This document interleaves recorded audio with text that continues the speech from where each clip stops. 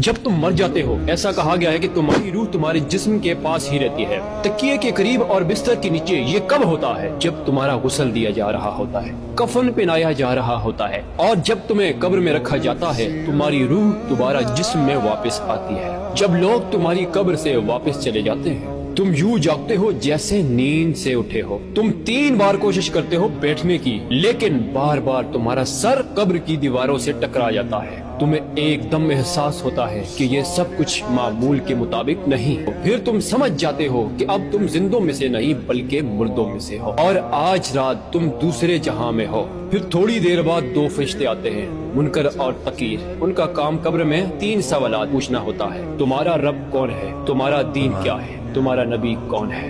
یا تو تم صحیح جواب دو گے اور کامیاب ہو جاؤ گے، یا تم گڑبڑا جاؤ گے اور ناکام ہو جاؤ گے۔ پھر تمہیں ایک جگہ لے جایا جاتا ہے جسے برزخ کہا جاتا ہے۔ یہ ایک ایسا مرحلہ ہے جہاں 2 دروازے ہوتے ہیں، ایک دروازہ جنت کی طرف، دوسرا دروازہ جہنم کی طرف۔ وہیں تمہیں قیامت کے دن تک انتظار کرو گے۔ پھر حساب و کتاب کے بعد فیصلہ ہوگا تم جنتی ہو یا جہنمی۔ اور کبھی کبھار تمہارے رشتہ دار، دوست، احباب تمہیں قبر پر آ کر یاد کریں گے۔ کہا گیا ہے کہ ایک فرشتہ آئے گا اور تمہیں اطلاع دے گا تمہارے بیٹے نے تمہیں سلام بھیجا، تمہاری ماں، تمہاری بیوی، تمہاری بیٹی آئی ہے۔ تب تمہاری روح قبر کی مٹی کے اوپر آئے گی، ان کی باتیں سنے گی، ان کے قدموں کی آہٹ محسوس کرے گی۔ یاد رکھو میں نے یہ سب پہلے اپنے لیے لکھا پھر تمہارے لیے، تاکہ ہم گناہوں سے توبہ کریں، زندگی کی حقیقت کو پہچانے۔ یا اللہ ہمارے گناہوں کو معاف فرما۔ کمنٹ میں آمین ضرور لکھیے گا۔ نبی کریم صلی اللہ علیہ وسلم نے فرمایا میری طرف سے ایک آیت بھی ہو لوگوں تک پہنچاؤ، بس اگر تم تک یہ بات پہنچی ہے تو کسی اور تک بھی پہنچا دینا۔ جزاک اللہ۔